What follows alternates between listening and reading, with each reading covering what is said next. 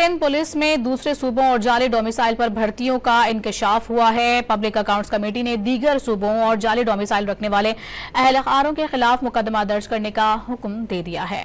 Sindh public accounts committee का इजलास chairman Nisar खोड़ो की जेर सदारत हुआ।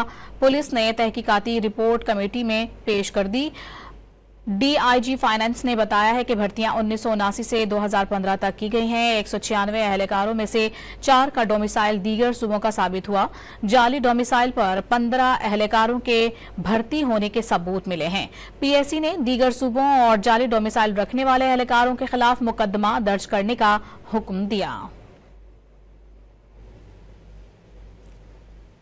सिंध पुलिस में दूसरे सूबों और जाली डोमिसाइल पर भर्तियों का इंकशाफ हुआ है। पब्लिक अकाउंट्स कमेटी ने दीगर सूबों और जाली डोमिसाइल रखने वाले अहलकारों के खिलाफ मुकदमा दर्ज करने का हुक्म दे दिया है। सिंध पब्लिक अकाउंट्स कमेटी का इजलास चेयरमैन निसार खोड़ो की जेर सदारत हुआ। पुलिस ने तहकीकाती रिपोर्ट कमेटी में पेश कर दी।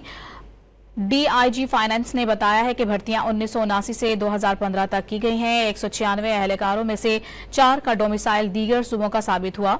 जाली डोमिसाइल पर 15 अहलकारों के भर्ती होने के सबूत मिले हैं।